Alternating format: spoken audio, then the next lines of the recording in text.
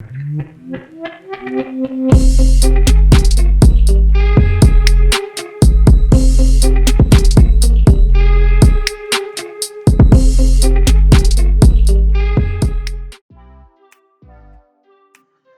is what the truck looked like when it was stock with the stock wheels and tires.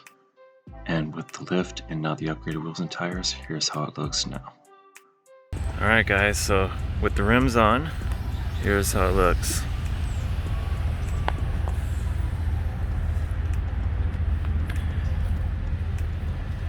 And it's a recent upgrade with the front grille that I did.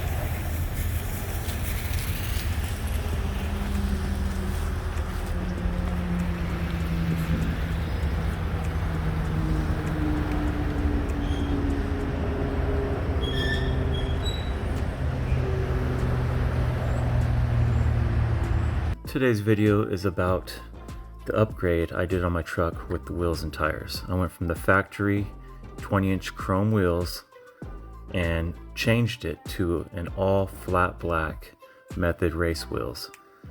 You can see I decided to go with the 18s. I really like this design.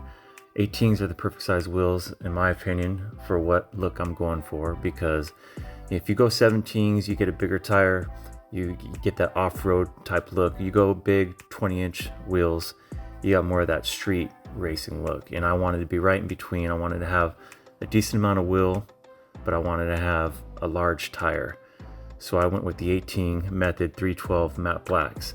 I think they look really good. They pop out on the white truck that I have. So along with that, I got the black lug kit so it all ties in. And I also got the lip bolt kit, which basically, if you look here, you can see that all around the outside edge is a stainless steel lip bolt.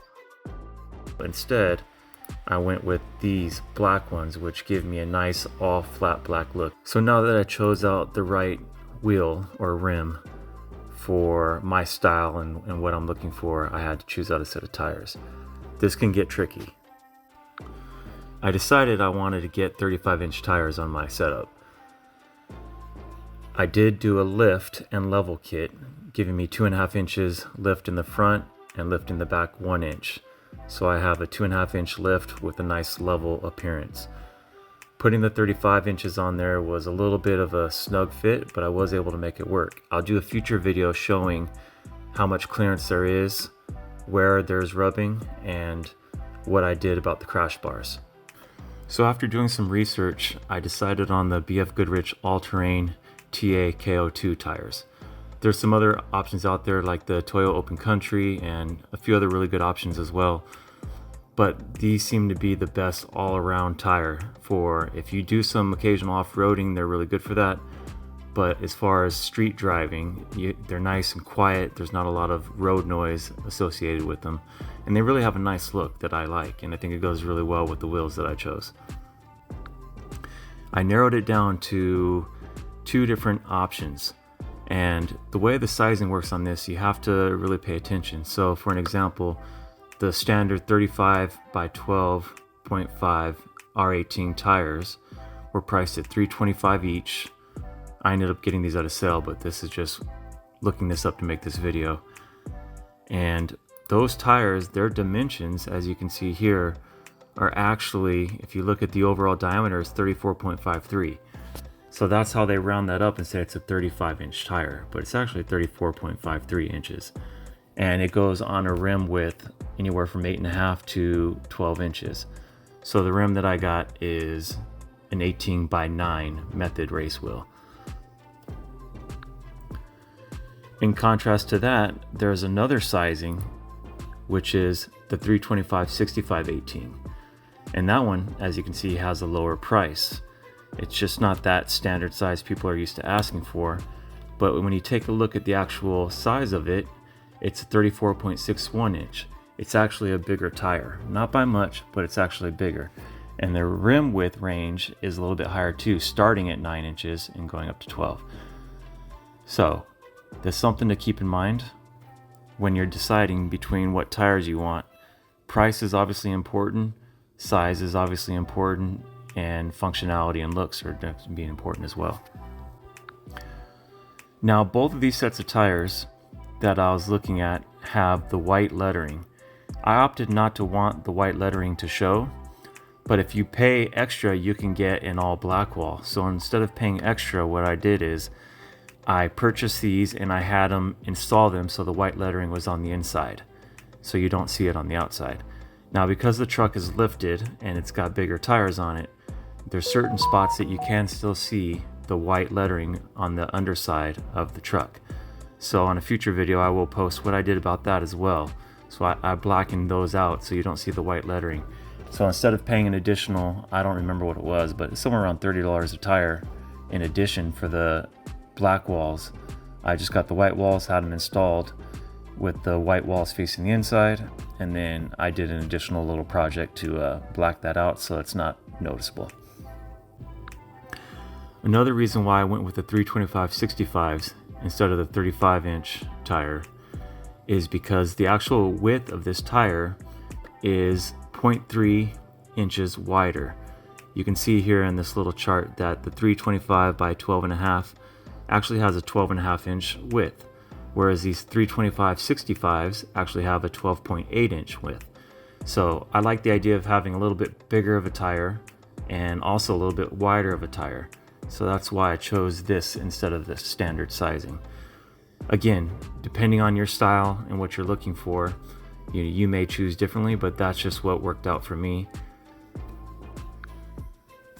So with this new wheel and tire setup, here's a chart that shows how it will actually change the sizing on your vehicle. So you can see that stock I had 31.9 inch, whereas now with this new wheel setup I have 34.6 inch. You can also see how that changes the speedometer revs per minute because of the larger size.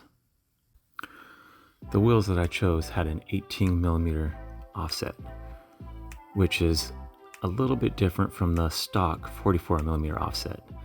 So by looking at this chart, you can see here's how it affects when you put a larger tire and a wider tire on, but also change that offset to make sure that it fits in there.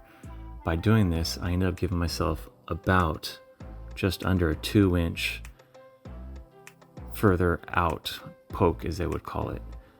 And the way that it was set up on my truck before, those wheels were really tucked in underneath the fender well. So by making this change, I now have about an inch or slightly over that pokes out outside the fender well, giving it a perfect look. Not too aggressive where it sticks way out and flings all kinds of things up onto the truck, but just enough that it gives it that little wider, more aggressive stance. It was a perfect combination for me. I like it. You can see that even though it's a larger tire, the way that the offset works gives me about 0.22 inches further away from the inside to help prevent any components rubbing on the interior. And the same for the top, it's 0.7 inches closer to the top of the fender well, but I also did a lift of 2.5 inches in the front, so that more than negates that as well. Lastly, for those of you who've done this before or are just thinking ahead of time, this does change your basic gear ratio or effective gear ratio. With the larger wheel diameter and tire, your ratio of 3.55, which is your stock gear ratio, now effectively is approximately 3.27. For me, I didn't really notice too much of a loss of power or fuel economy. Now I have done an intake and an exhaust on my vehicle, which helped give me some additional horsepower, which equals out once I put the bigger tires on, and it still performs really well. Alright guys, I hope you enjoyed this video. In future videos, I'll be reviewing how I did the grill swap install. I did some door handles and tailgate handle and emblem painting to customize it to go with the truck. And I'll also show you how I blacked out the white lettering on the inside of the tires. Thanks for watching. Please like and subscribe. See you in the next one.